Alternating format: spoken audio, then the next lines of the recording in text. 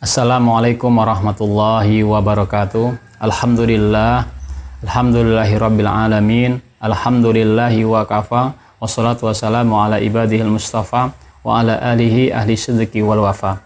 Asyhadu an la ilaha illallah wahdahu la syarika lahu wa asyhadu anna Muhammadan abduhu wa rasuluh. Allahumma shalli wa sallim ala sayyidina Muhammad wa ala ali sayyidina Muhammad. Baiklah, hadirin kaum muslimin dan muslimah, para penikmat online Nyantri Channel yang dirahmati oleh Allah Subhanahu wa Ta'ala. Baiklah, pada kesempatan kali ini kita akan melanjutkan pembahasan kita dalam kitab Fathul Qarib, yaitu telah masuk pada bahasan hal-hal yang membatalkan ibadah puasa. Setelah sepekan yang lalu kita mengkaji atau membahas tentang syarat wajibnya puasa dan rukun-rukun ibadah puasa. Bismillahirrahmanirrahim. Qala al-mu'allifu rahimahullahi ta'ala wa nafa'ana bihi wa bi ulumi fid dharaini amin. Bismillahirrahmanirrahim. Walladhi yuftiru bihi as-sha'im asratu asya. Hal-hal yang membatalkan ibadah puasa itu ada 10 macam. Ahaduha wa saniha, yang pertama dan kedua adalah ma wasala amdan ilal jawfi al-munfatihi aw ghairil munfatih kal wusuli mimma munatin ila ra's, yaitu masuknya sesuatu atau barang yang dilakukan dengan sengaja ke dalam lubang. Maksudnya apa? Wal muradu imsaku sha'im an wusuli ainin ila ma yusama jawfan, yaitu seorang yang berpuasa hendaknya wajib hukumnya ia mencegah dari hal-hal yang memungkinkan dapat masuknya benda ke dalam lubang. Lubang ini maksudnya apa? Lubang yang memiliki rongga. Contohnya adalah hidung, mulut, dan telinga. Tentunya kalau benda tersebut masuk ke dalam 3 lubang ini tanpa melewati rongga tidak menjadi masalah. Contoh, orang yang berwudu sedangkan ia dalam keadaan puasa, maka ia tetap mendapatkan kesunahan kumur-kumurnya, istinsyaknya, dan telinganya. Manakala kumur-kumur tadi tidak melewati tenggorokannya, manakala istinsyaknya tidak sampai ke dalam melewati rongganya, ini diperbolehkan tetap mendapatkan kesunahan. Akan tetapi ketika ia sengaja sampai memasukkan barang tak terkecuali makanan atau minuman atau benda yang lainnya sehingga melewati batas rongga, maka ini diharamkan atau membatalkan ibadah puasa. Tentunya ini adalah yang sengaja. Ketika tidak sengaja, maka sebagaimana yang kita bahas pada pekan lalu bahwasanya man nasiya wa huwa shaim. Barang siapa yang lupa sedangkan ia dalam keadaan puasa, kemudian fa'akala au syariba, kemudian ia makan atau minum, falyutim saumahu, maka hendaklah ia menyempurnakan ketika ingat ia menyempurnakan puasanya. Kenapa?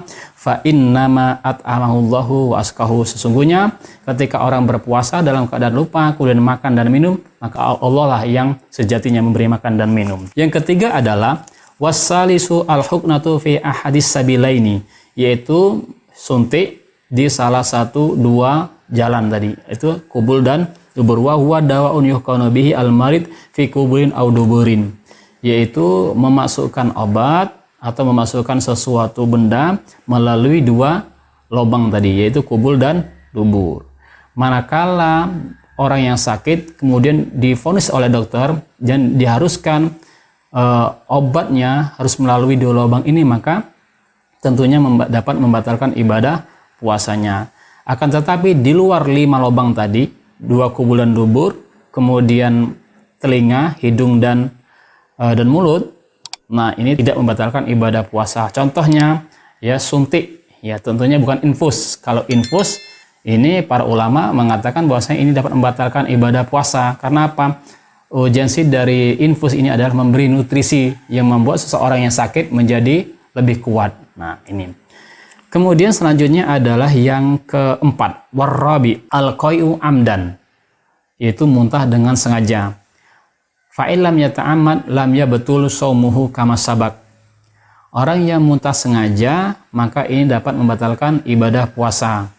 Fa'ilam yata'amad, ketika ia tidak sengaja, maka lam yabtul, maka tidak membatalkan ibadah puasanya.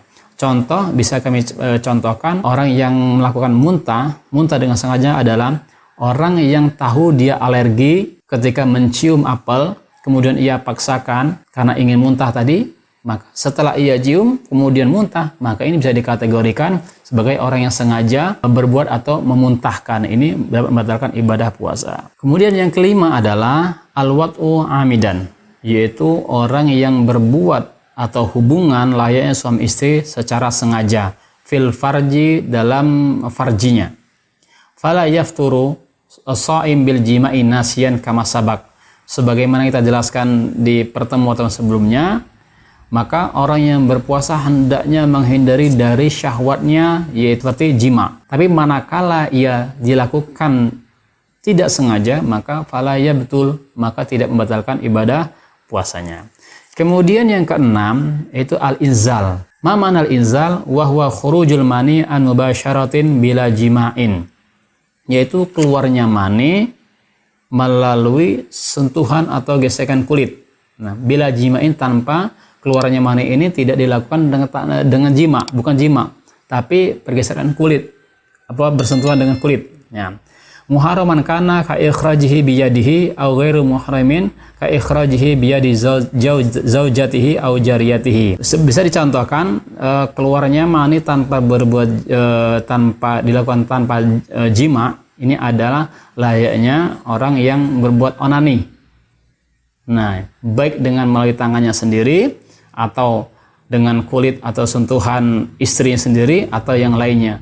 Artinya keluarnya mani di luar jima, tanpa dilakukan dengan jima. Lain halnya wahtaraja bimabasyaratin an khurujil mani bihtilami fala iftara bihi jazman.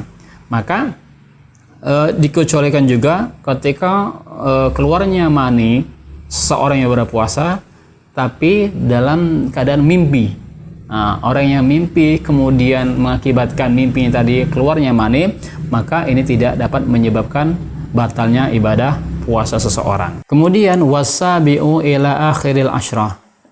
Kemudian selanjutnya ada hal yang membatalkan ibadah puasa dari 7 sampai 10, yaitu al-haid wan nifas wal junun wariddah, yaitu seorang perempuan yang haid atau nifas, atau juga laki-laki ataupun perempuan ketika junun, hilang akalnya, wariddah, dia murtad dan tidak meluk agama Islam.